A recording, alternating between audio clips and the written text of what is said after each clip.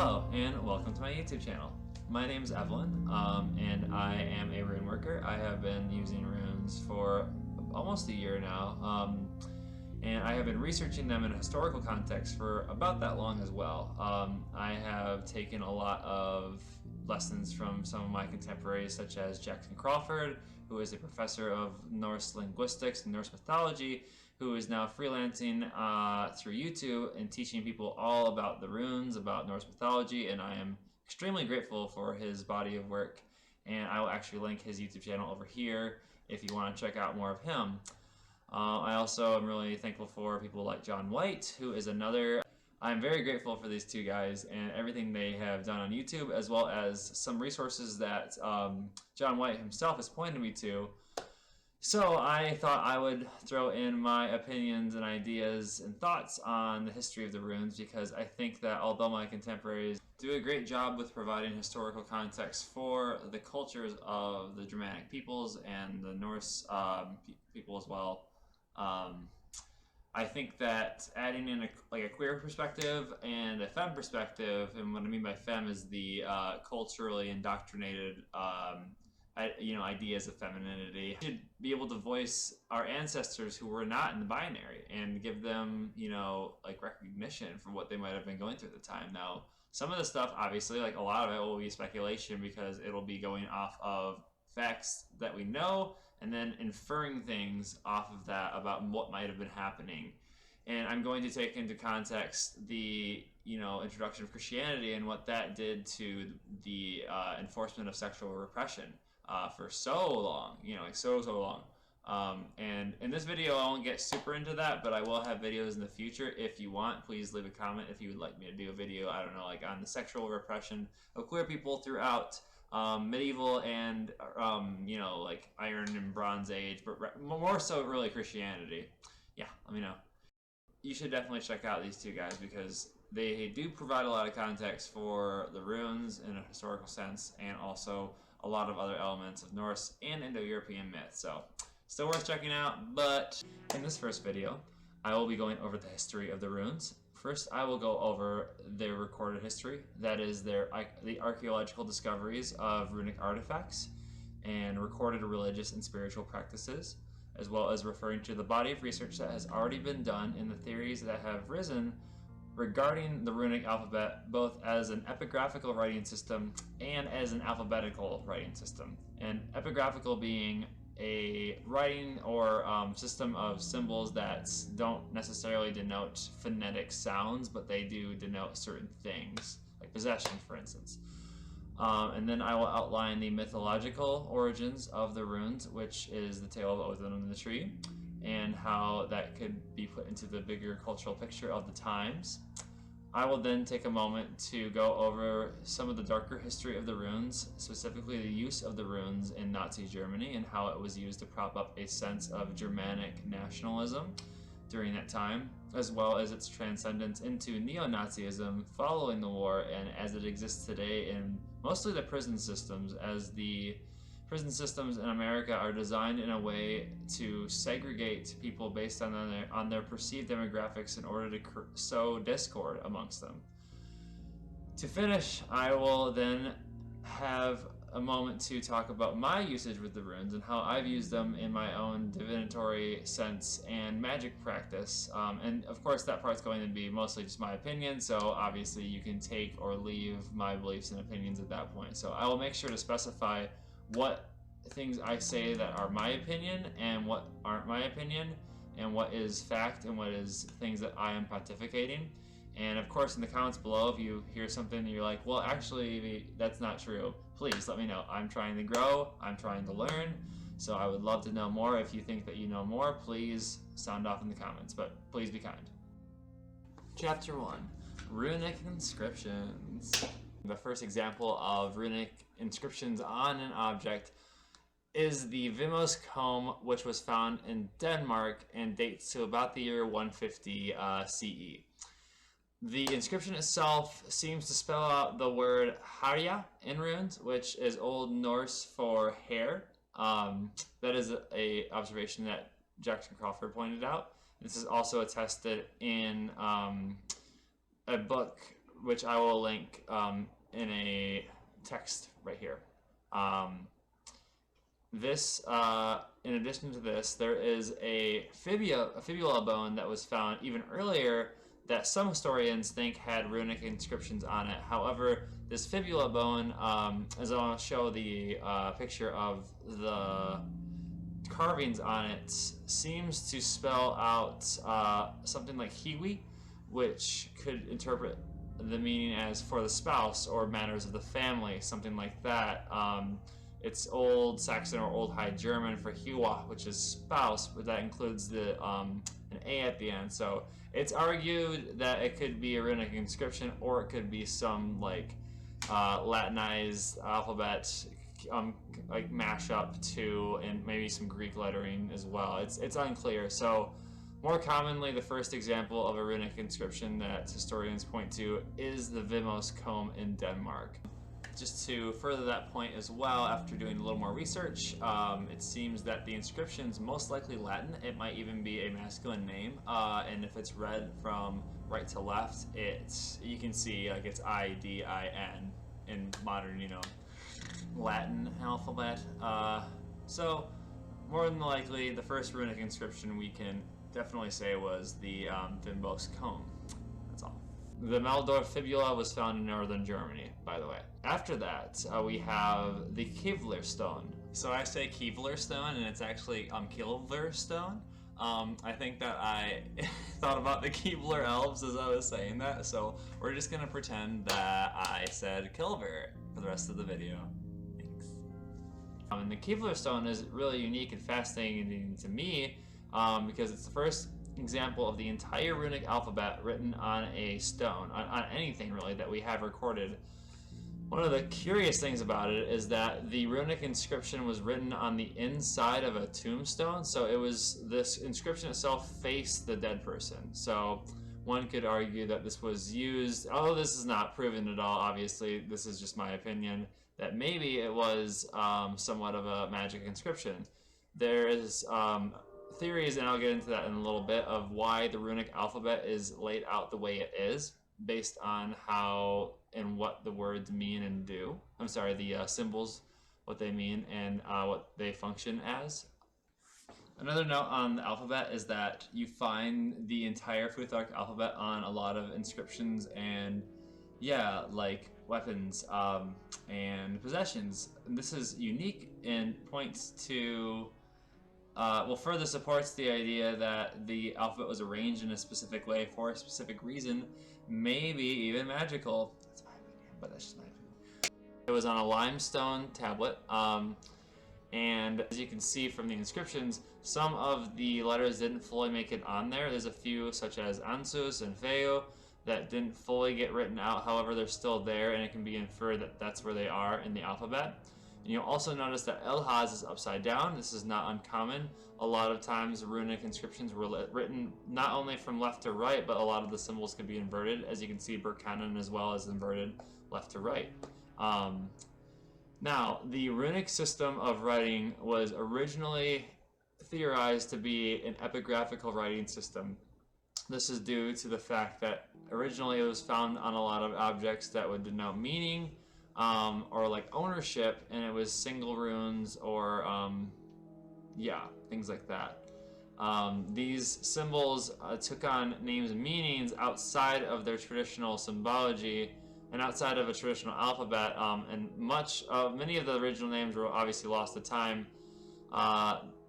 The name rune roughly translates to mystery or secret, and this gives credibility to the idea of what they were initially used for, in my opinion.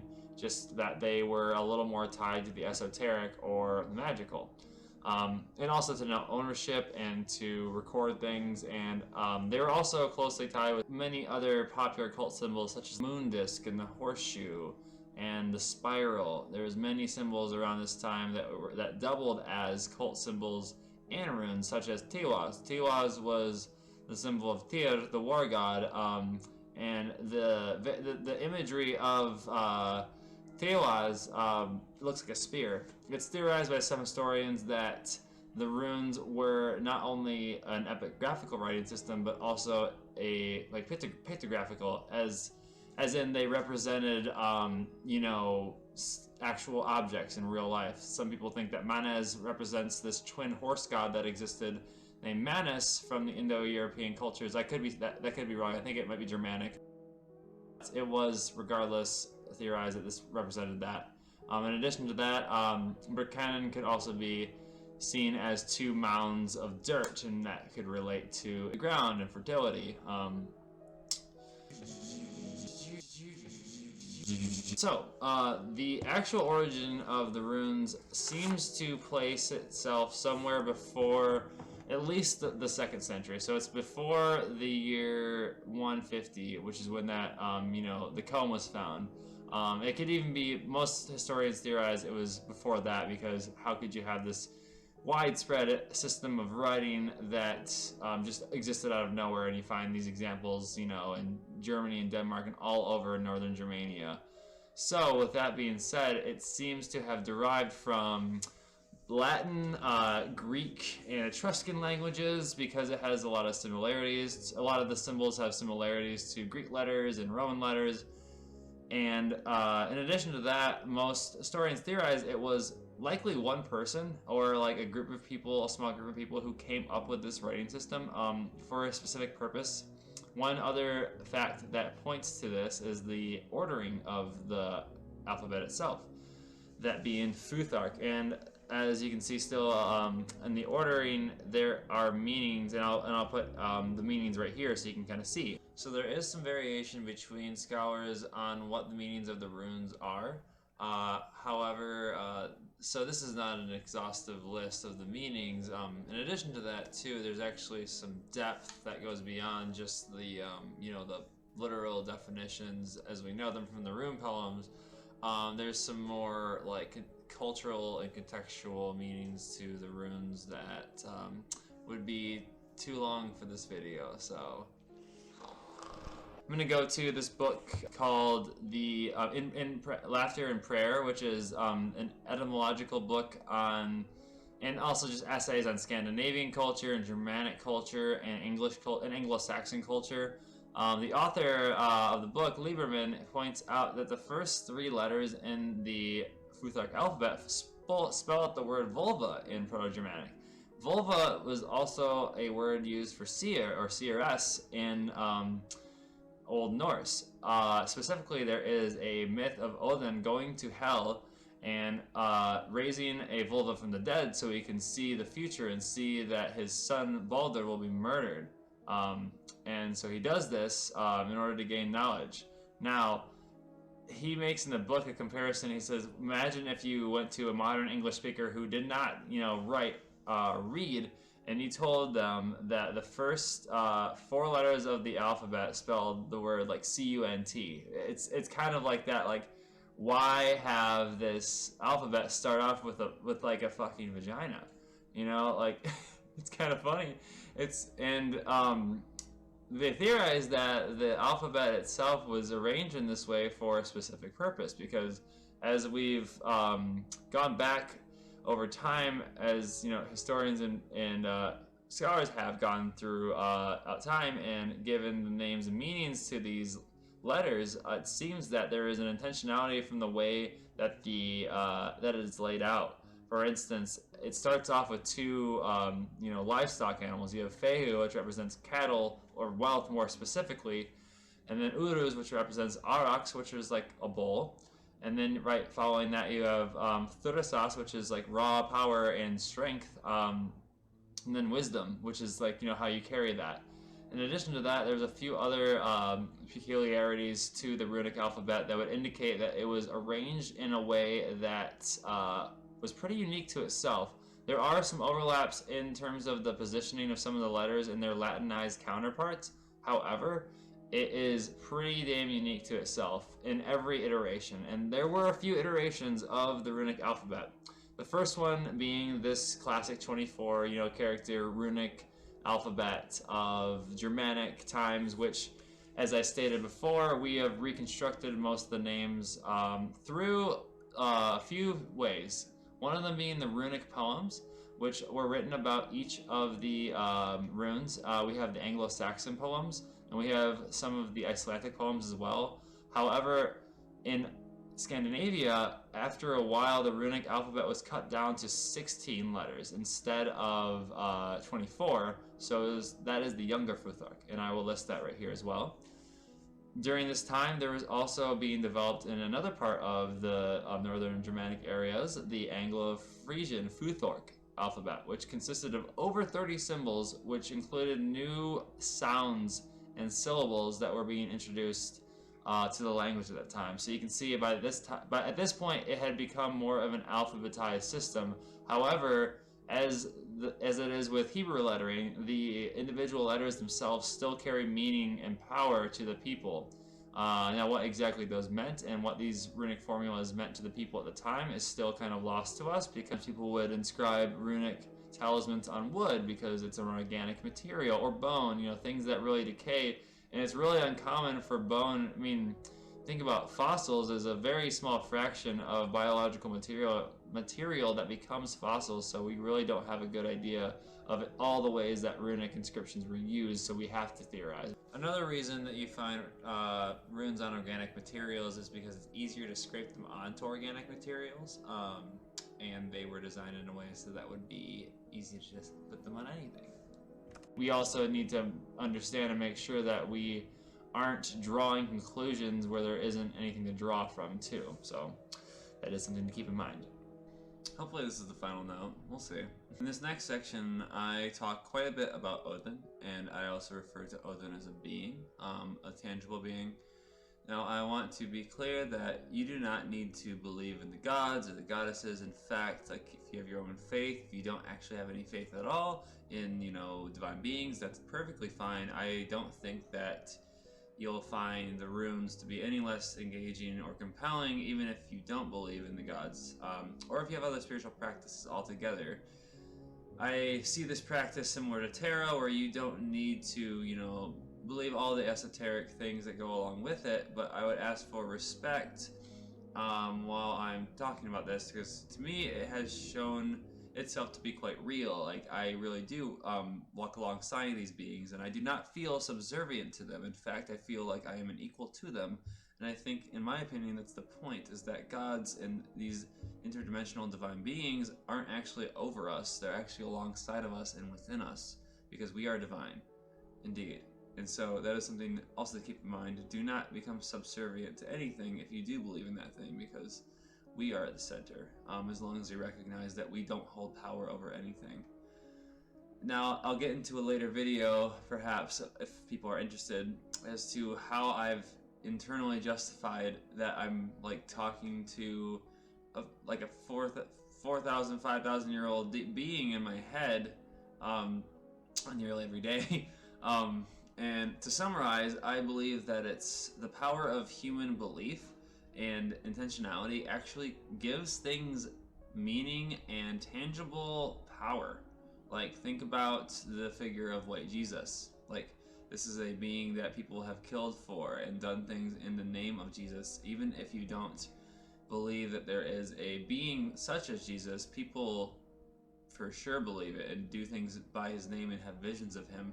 So just by that merit alone, and having the belief in that, it does give these beings power in some way or another. So I justify it that Odhinn may be this sentient part of the human stream of consciousness that enough people believed about and had a commonality of traits to, that he took form. And it's like, did we create him, or did he make himself known in our minds with a being like Odhinn, who is a god of wisdom and trickery too, like mischief? It's hard to say. Like I said, you don't have to believe that. This is just my explanation, and I just say this to have people keep in mind that when I explain these things, I am explaining them from my biased point of view, where I have seen and believe the things that I see, with the understanding that not everybody will agree or see or believe the things that I do.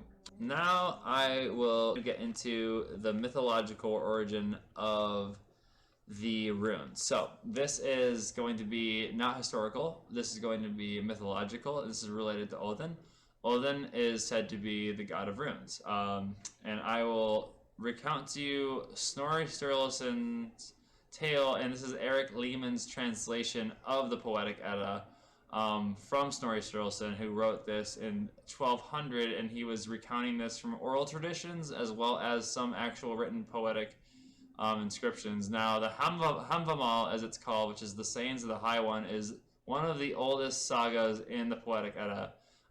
So this one's a little bit older. These sayings of the High One, it's supposed to be Odhinn. Odhinn is the High One, not because of his place of authority, but because of his positioning on the world tree in the myth. This is why he is called the Seer, because he can see all things. And I will recount this tale.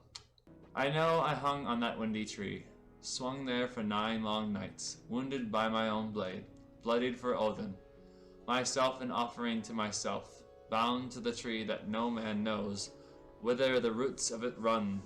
None gave me bread, none gave me drink. Down to the deepest depths I peered, until I spied the runes. With a roaring cry, I seized them up. Then dizzy and fainting I fell. Well-being I won, and wisdom too. I grew and took joy in my growth. From a word to a word, I was led to a word. From a deed to another deed.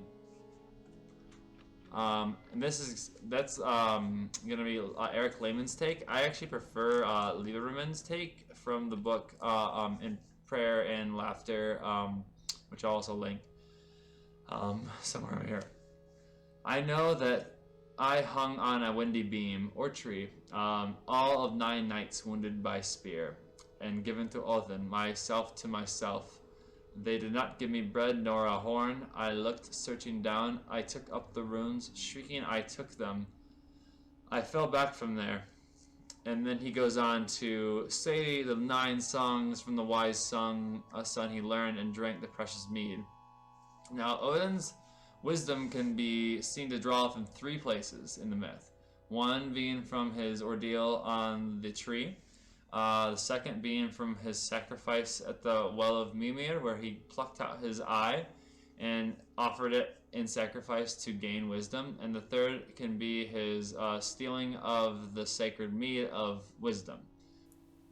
I'm saying that completely incorrectly, I realize, but that is the story. He uses an auger to drill a hole through a tunnel, transforms into a snake, and seduces or woos this guardian of the mead, and then he leaves, and then he kind of dips, kind of like an asshole. Odhinn is an asshole. A quick note on Odhinn too is that when working with the runes, you do not have to be a patron of Odhinn to work with the runes. You may encounter him, and like I said, he can be an asshole, but he responds well to boundary, and that is something that I've had to learn the hard way. I have had to set boundary with him in my own mind, and now that I have, I actually am able to work with him very well. He's not a being who doesn't know love either. In my experience, I've been able to work to a point where he understands what kind of love I want, and that I want unconditional love and, like, you know, true love. And honestly, you know, I've forgiven him for a lot of the ways he's treated me. He's honestly been like an abusive father to me, which makes sense because given his history, he's done some fucked up shit, and people have done fucked up shit in the name of Odhinn. And I think that acknowledging that is important. And honestly, as I'm saying that, and I'm holding this staff that I dedicated to him, I feel called to say that because, I mean, why wouldn't he be honest about that? He's also destined to die in Ragnarok, like the cycle of the new world coming, you know what I mean? Like the transfer of the old power to no power, you know, when authority dies and all that, metaphorically. And I don't think a being like him, you know, could ever truly die, but I think that he sees a moment to relinquish his power to his children, which is us.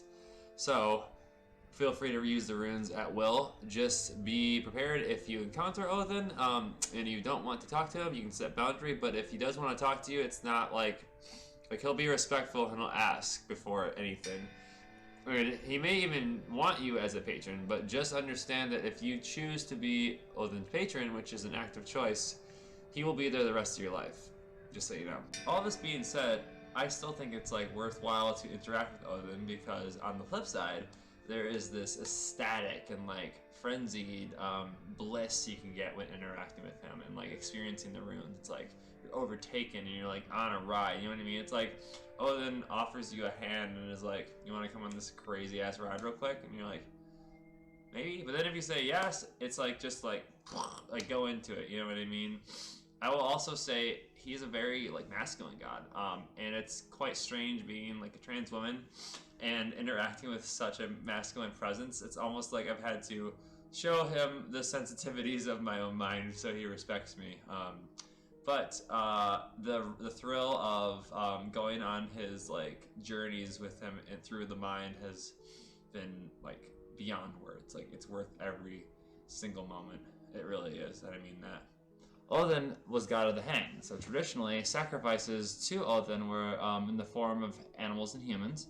Most of the human sacrifices tended to be prisoners of war from other tribes as well as Roman soldiers. The victims would be hung by the neck on a tree and pierced in the side by a spear as a sacrifice to Odhinn.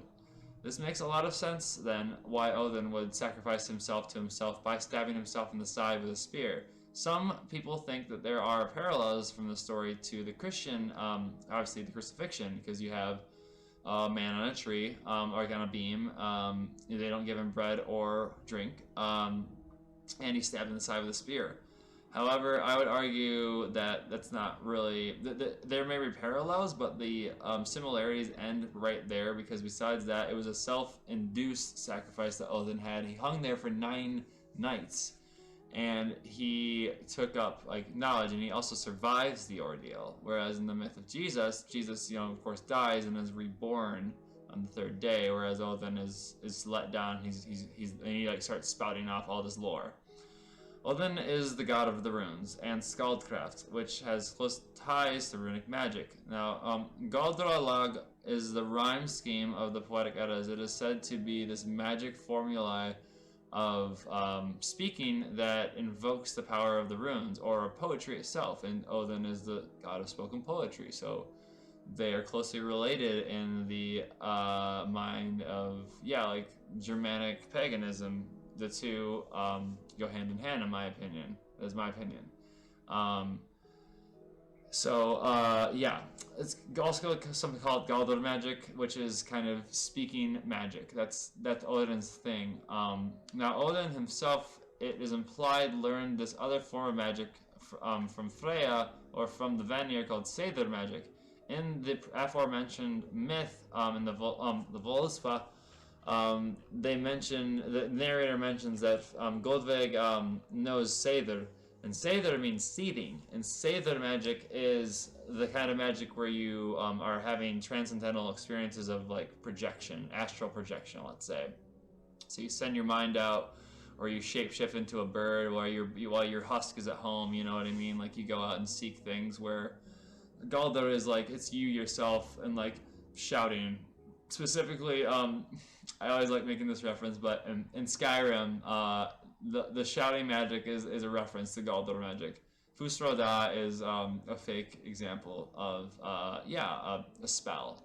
So the spoken spell, as you could say, is what Galdralog or Galdr magic is. And Galdralog specifically works well with rhyme scheme, as I've in my own practice found, and that's my own opinion and practice. So it's similar to mantra chanting, as I've come to see, and I use it when I am saying the runes individually by their names. Now, I am going to briefly touch on historical and traditional use of how to, in mythological, how to color and stain runes. So in the myth, commonly, and honestly outside of the myth too, runes have the most power when you imbue them with your blood. A couple of things I want to say on this are that, one, I don't condone self-harm. I view this as more of a sacrament. Literally, it's sacred. And two, that you do not need to do this. You do not need to use blood in your practice. You can just use red paint. That works just fine. And even that being said, like I also said, all it takes is a drop. You only need a drop, so just like a pinprick on a fingertip is all you need. That's it. I'm going to get into now a little bit of the darker history of the runes. I will say before I say any of this, you do not need Germanic ancestry to use the runes. In fact, I would encourage you, if you do not have Germanic ancestry, to use the runes, because these white supremacists and racists would hate to have anybody but Germanic ancestry people and like Scandinavian ancestry people use the runes, because they're full of shit. and they're full of shit, and they're full of shit. So,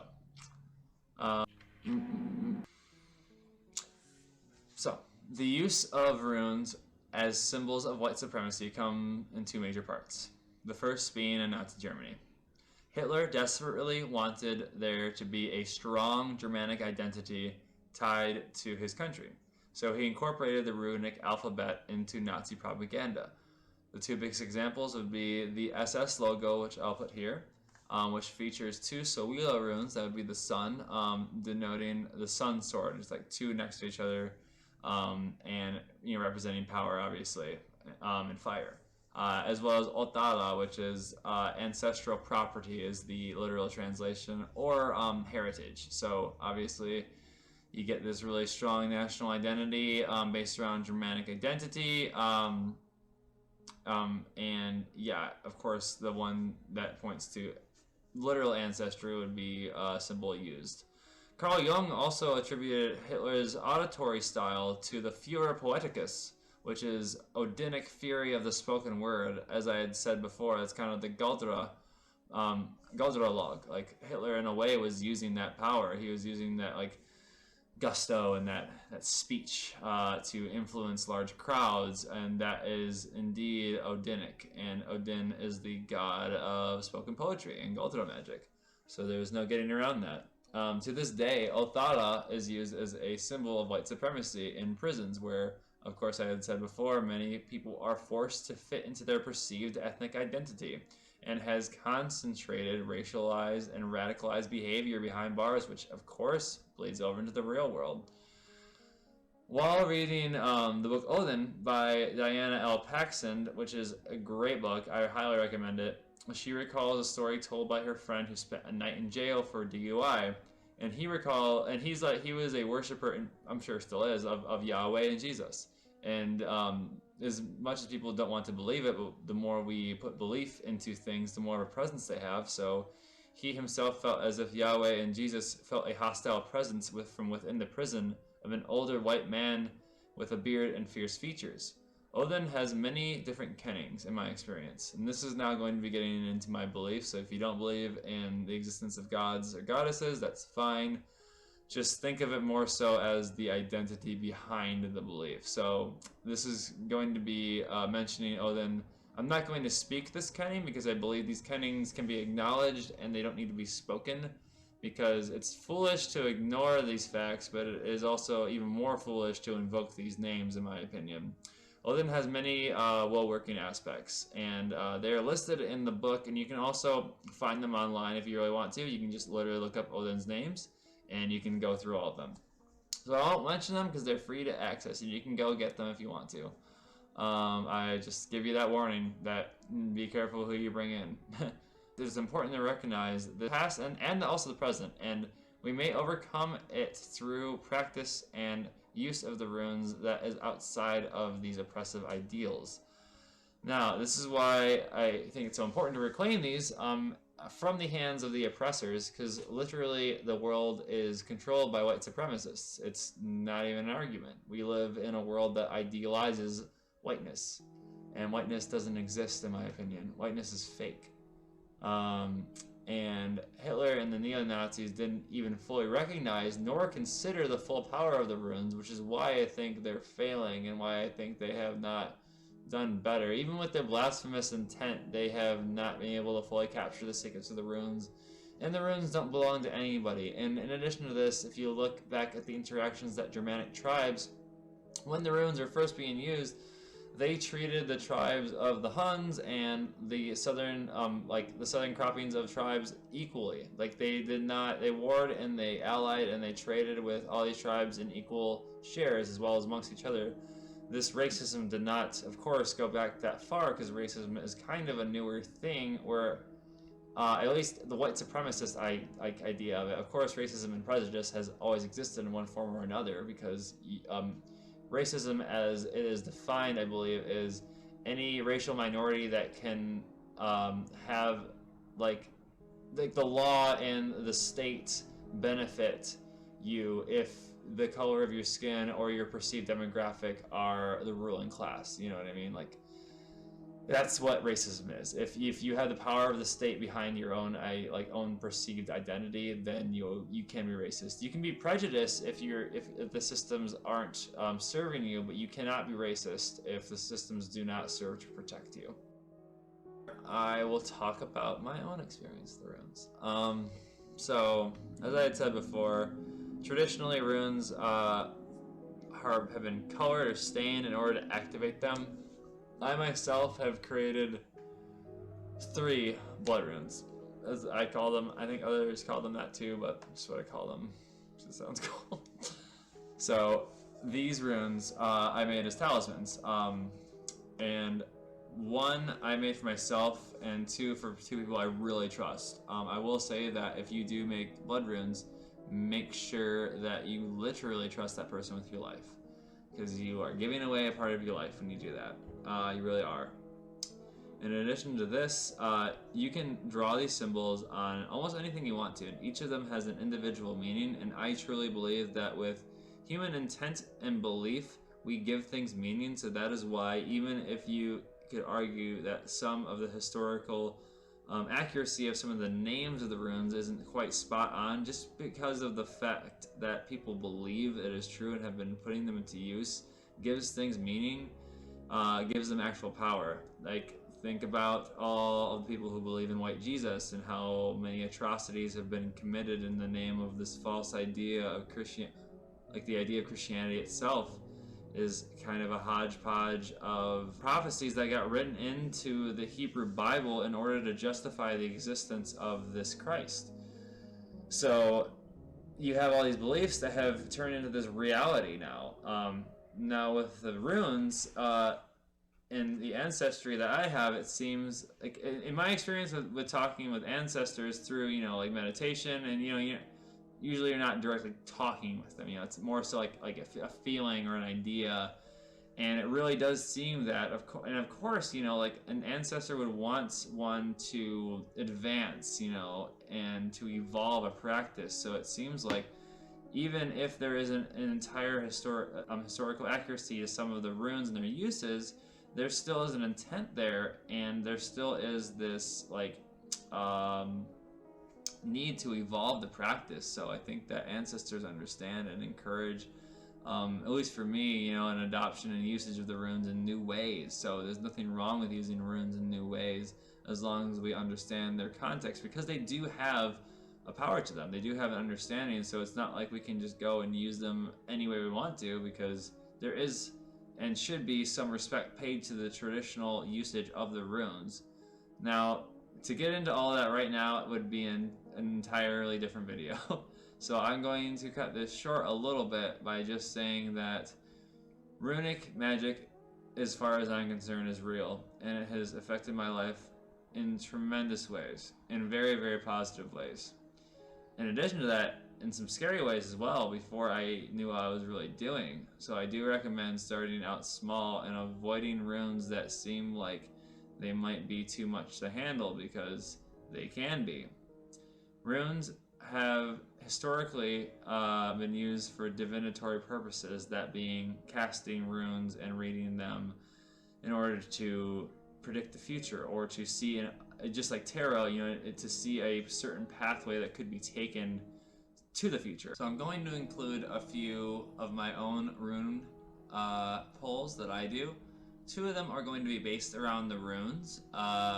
Some general practice when doing rune pulls, you can put them into a bag and then shake them up, and then draw them out one at a time and put them in the spread however you like. That is one way to do it. Another way is to scatter them, and whichever ones show up right side up you take and you put. That one is a little more outside of my practice, though. I myself tend to like picking them individually while going in blind, and then interpreting them afterwards. So I'm including 3 examples of rune spreads you can do yourself.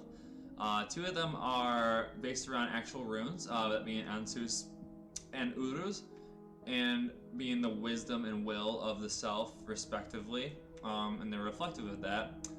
The other one I'm including is a 9 rune pull that will give you an idea of that which is, which you can interpret as your recent past, like how you are going into the reading, that which is becoming, which is you as you are right now, and that which should be, which is a potential path forward. So that would be a 9 rune pull, and I really like that one too. So I'm going to include those in pictures, and then you yourself can divine.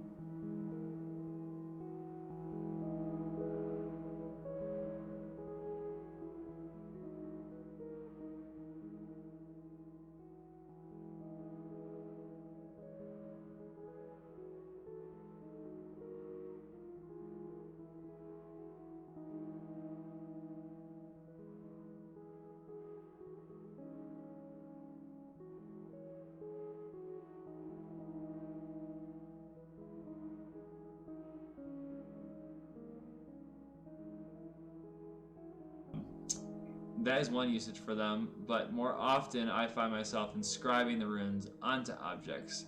I use runes for divination every once in a while, but to me, the runes speak a lot more plainly than tarot, just because they are more of a basic form.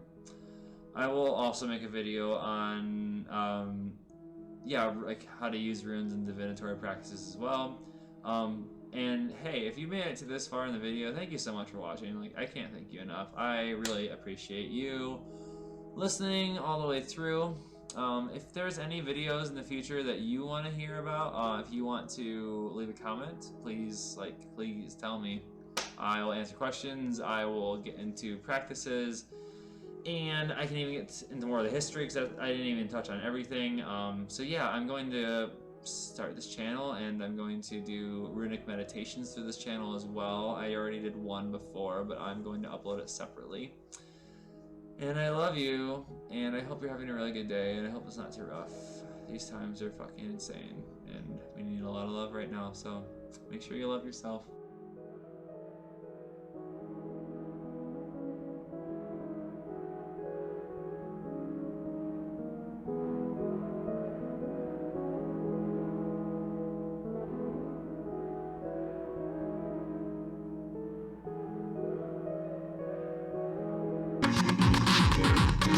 Please refer to this guide if you'd like to further your reading on the runes or other matters of the Germanic line.